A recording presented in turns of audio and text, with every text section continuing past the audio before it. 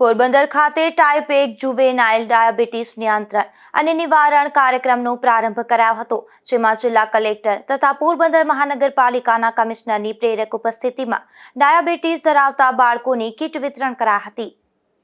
રાજ્ય સરકારના આરોગ્ય અને પરિવાર કલ્યાણ વિભાગ દ્વારા ટાઈપ 1 ડાયાબિટીસના નિયંત્રણ અને રોકવા માટે રાજ્યવ્યાપી કાર્યક્રમની શરૂઆત કરવામાં આવી છે।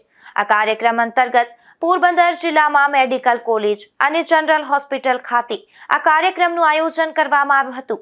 આ કાર્યક્રમમાં જિલ્લા કલેક્ટર એસ.ડી. ધાનાણી તથા પોરબંદર મહાનગરપાલિકાના કમિશનર હસમુખ પ્રજાપતિની પ્રેરક ઉપસ્થિતિ રહી હતી અને રાજ્યકક્ષાના કાર્યક્રમમાં વર્ચ્યુઅલી જોડાઈ અને મુખ્યમંત્રી ભૂપેન્દ્રભાઈ પટેલનું માર્ગદર્શન મેળવ્યું હતું। આ કાર્યક્રમ દરમિયાન એડિશનલ મેડિકલ સુપ્રિન્ટેન્ડન્ટ ડોક્ટર લીઝા દ્વારા જુવેનાઇલ ડાયાબિટીસ અંગે માહિતી વિસ્તૃત આપવામાં આવી હતી।